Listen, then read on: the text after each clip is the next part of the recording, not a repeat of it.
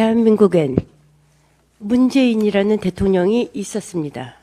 그는 대한민국 대통령 중 유일하게 전직 대통령의 예우에 대한 법률에 적용돼 온전하게 예우를 받는 유일한 분입니다. 엄청나게 존경스러워야 마땅합니다. 자칫 인권 변호사 출신 대통령답게 말입니다. 퇴임 후엔 잊혀진 삶, 자유로운 삶을 살겠다고 했습니다. 그러나 참 시끄럽게 살고 계십니다. 그는 대통령 후보 시절 탄핵당하고 경황 없이 청와대를 나온 박근혜 전 대통령이 반려견 세로미와 희망이 새끼 7마리를 두고 나온 것을 두고 버려진 진돗개가 안타깝다. 대선 출마만 내가 안 했으면 직접 인수해 키우고 싶다고 했던 분입니다. 대통령이 되고 첫 회의에서는 우리 부부 식대와 개, 고양이 사료비는 내가 직접 부담하는 것이 맞다고 했습니다. 이쯤 되면 엄청난 애견인이자 공사가 분명한 분으로 보입니다.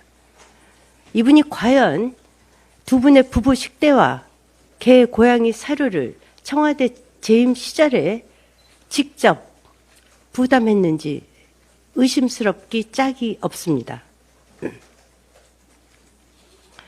그런데 이런 분이 퇴임 6개월 만에 개 3마리 키우는 비용 250만 원을 정부가 주지 않는다는 이유로 송강이, 고미, 다온이를 파양해버렸습니다. 불과 6개월 만입니다. 이 뉴스는 BBC, CNN, 더 가디언, 로이터까지 보도해 해외 언론까지 대서특필해서 국가 망신을 자초했습니다. 오늘 저도 좀스럽지만 따져보겠습니다. 정부 수립 70년 동안, 즉 박근혜 전 대통령 퇴임 시까지 나라 빚은 660조였습니다. 그런데 문재인 전 대통령 때 나라 빚은 421조로 늘었습니다. 윤석열 정부는 이로 인해 1000조라는 천문학적 부채를 떠안고 출발할 수뿐이 없는 운명이었습니다. 이 빚은 누가 갚습니까? 국민이 갚습니다. 특히 젊은 세대가 갚아야 합니다. 그런데 정작 무분별한 포퓰리즘, 돈 뿌리기와 실패한 투자로 빚을 양산한 문재인 대통령은 빚을 갚지 않습니다. 퇴임 직전 셀프 법률 개정으로 본인이 받는 연금 1,400만 원 전액을 비과세로 바꿨기 때문입니다. 소득세법 12조 3항에 있는 비과세 대상자, 국가유공자, 보훈 대상자, 그리고 작전 임무를 수행하기 위해 외국에 주둔하는 군인 사이에 슬쩍 전직 대통령 비과세를 끼워 넣는 꼼수를 썼기 때문입니다. 그런가 하면은 이분은 셀프 훈장 수여까지 했습니다.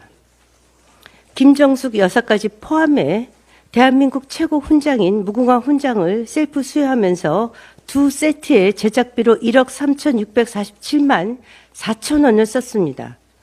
금과 은, 루비, 자수정으로 제작된 것으로서 안중근 의사, 김좌진 장군이 받은 건국 훈장 대한민국장 1등급 제작비 172만 1,000원에 40배에 달하는 비용입니다.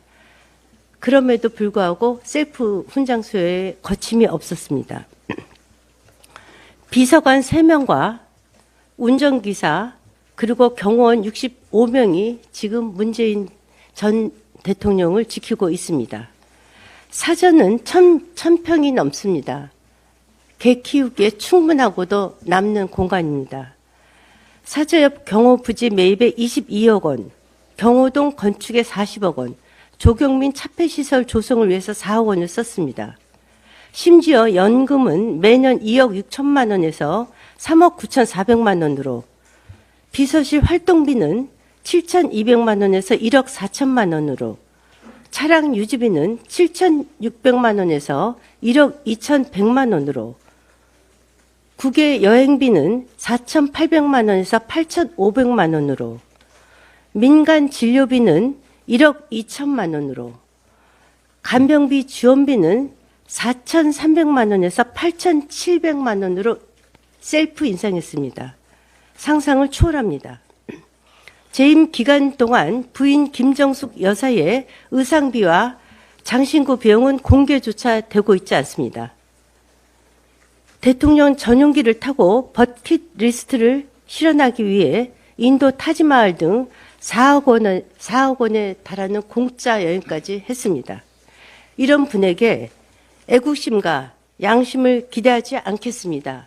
이분은 아마 대통령직이 로또 복권 당선으로 착각하셨던 것 같습니다. 그러나 분명한 것은 대한민국 국민이라면 누구든지 국민의 4대 의무인 납세 의무를 피해갈 수 없습니다. 부디 소득세법 12조 3항을 개정해서 문 전 대통령이 납세 의무를 지도록 해야 합니다. 그리고 젊은 세대들과 함께 빚 갚는 데 동참해야만 합니다. 그것이 최소한의 양심입니다.